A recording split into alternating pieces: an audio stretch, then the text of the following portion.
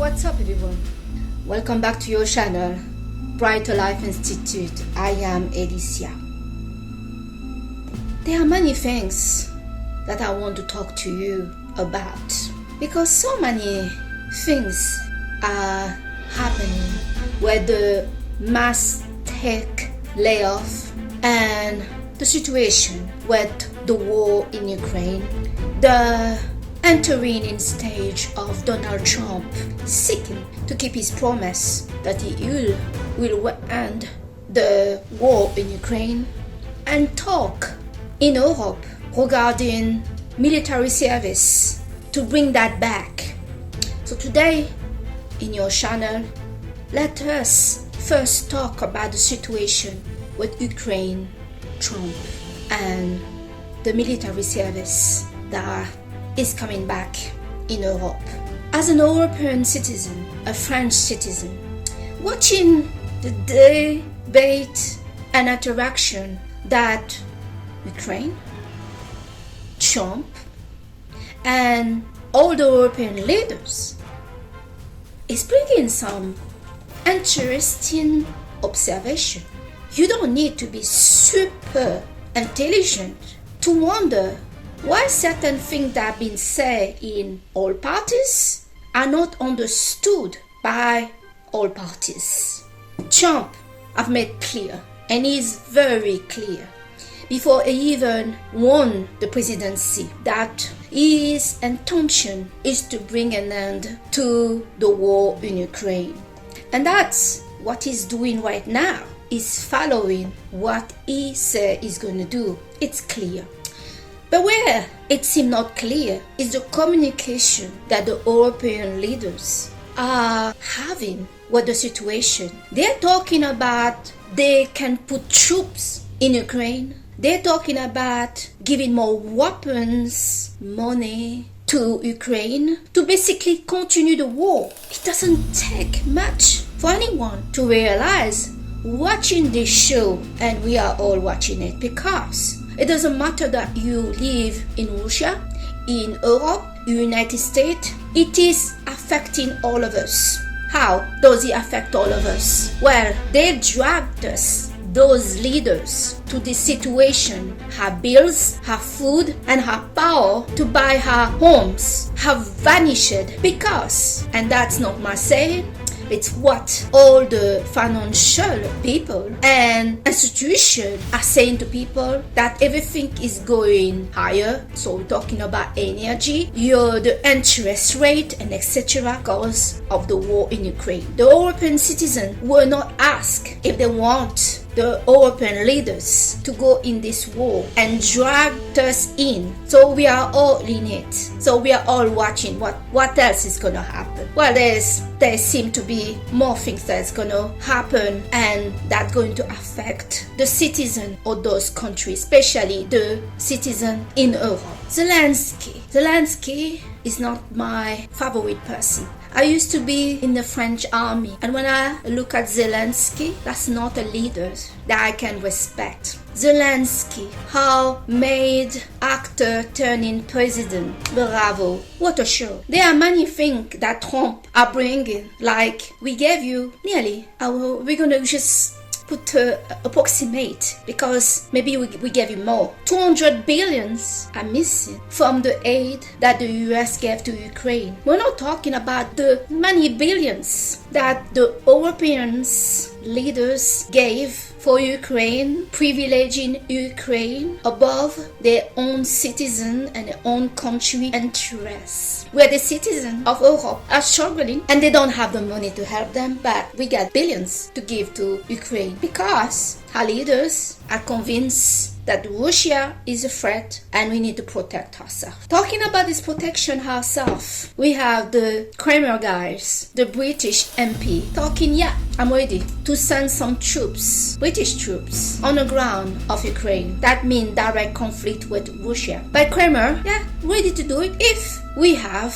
the backup of the US. That's when, as a spectator, you're like, which part of the series did you miss? Because in every episode since the start of the situation with Trump, he has been saying the same thing. The US will not send troops to Ukraine. The US will not back up troops in Ukraine. The US want to stop the war in Ukraine. They want to stop the killing. As an INFJ, I support this call to end the war. I have a difficulty to understand how is that not a priority, because we are here talking about how Russia is such a threat to Europe, but we are not hearing, and literally not hearing, the citizens of Ukraine that are living in their country where everything is destroyed around them, where mothers, grandmother, father, grandfather are seeing their young sons and their grandsons and granddaughter and daughter going to battle and losing their life.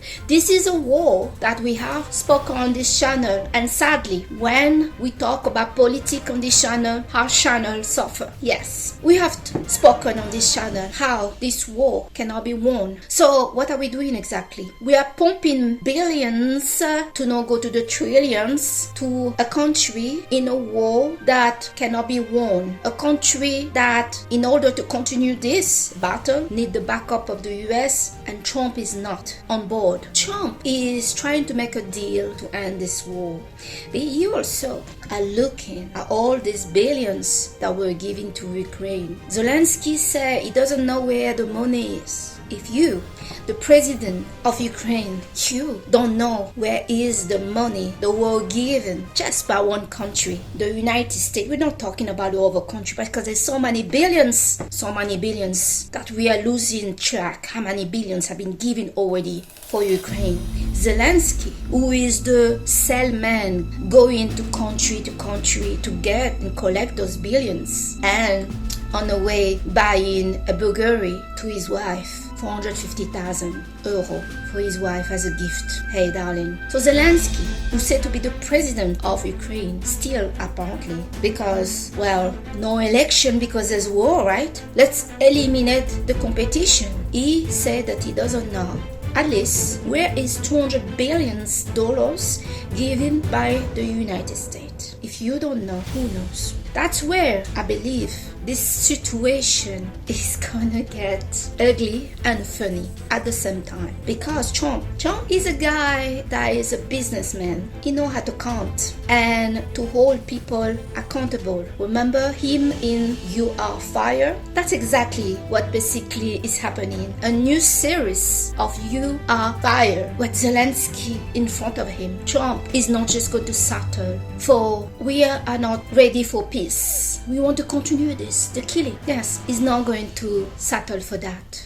But Trump, as I mentioned, is a businessman, are going to want to get his money back, because Trump considered that this war should not have take place. Many media, especially in the British media, have translated what Trump said as Zelensky started the war. That's not what he said. That's not what he said. He said that Zelensky could have prevented this war by making a deal. We can have doubts. Is that true? But is it? Because right now Trump tried to make a deal with Zelensky to end the war. He's complaining he's not at the table, alright. But he's also trying to make a deal with the mineral that I believe Trump feels this mineral is ours because how billions we get. Get it? This is not going to end in a good way. The communication between Zelensky and Trump is bad, but the communication between the United States and Europe is so mismatched that I feel they are going to very quickly irritate, frustrate the Trump guy and all his party over there in America. Europe may be left with nobody to defend them, but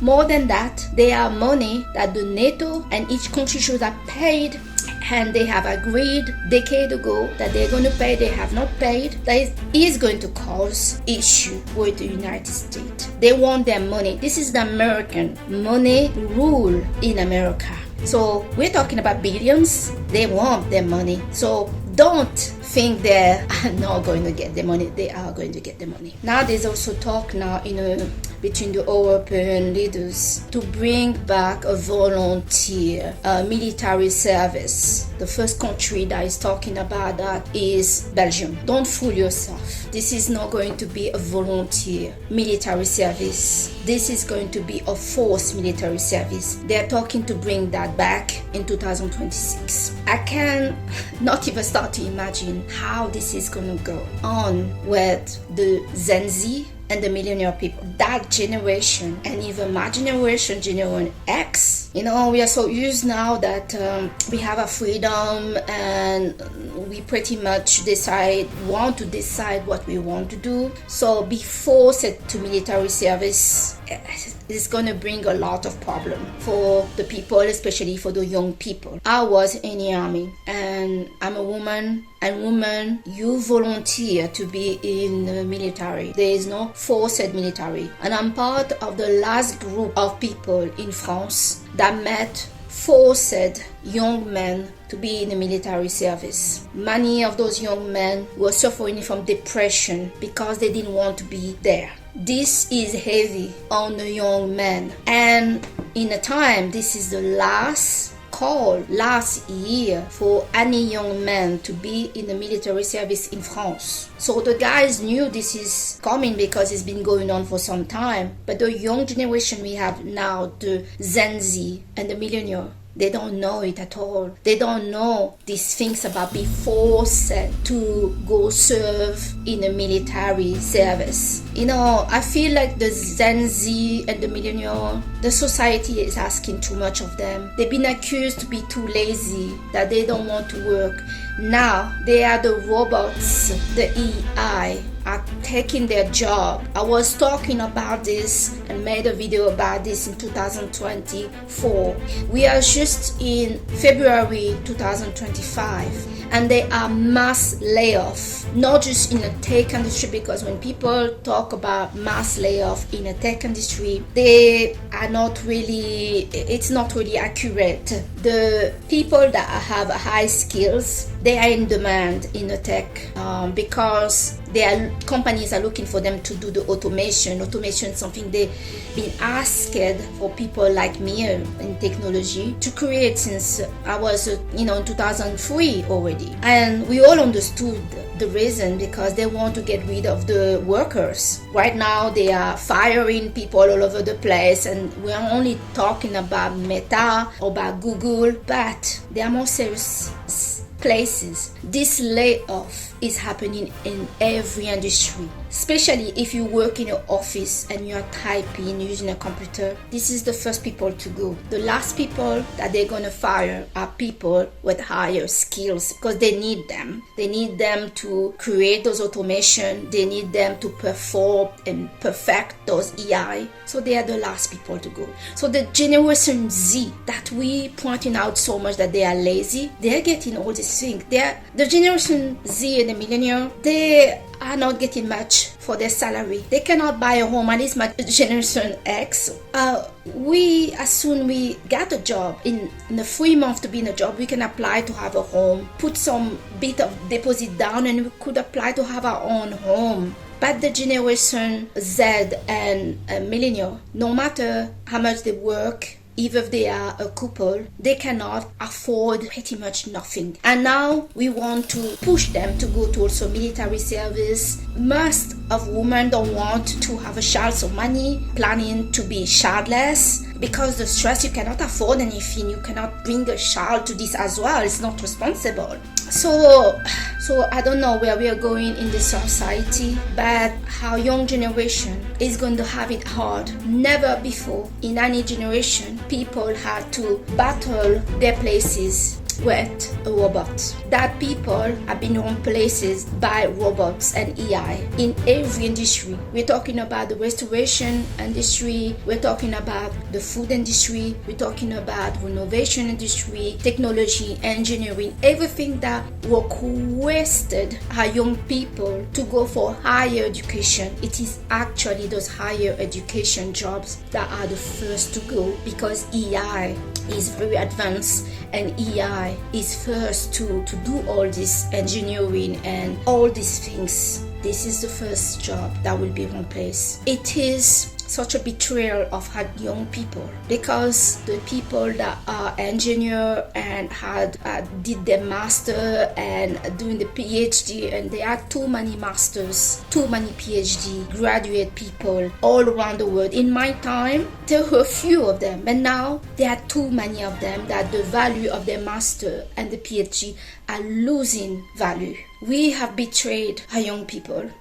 Meta right now are laying off people and telling them you're getting laid off because of low performance. But it's nothing to do with low performance. It has everything to do that they want to save money, that they have now technology to replace those people. But instead to let people go with respect, they're destroying them mentally. And this is young people. Some of them never been laid off before, and it's hard. So I'll leave this here, and I will do another video talking about the tech layoff. But yes, the relationship between United States and Europe is not going well, and I predict it's not going to end well, because the mismatch of communication between what Trump is saying and what the European leaders are saying. For some reason, they want to continue the war, and Trump wants to end it. In a way, many European citizens want this war to end. We have enough of it. All our bills, our food, our opportunity, housing are going up.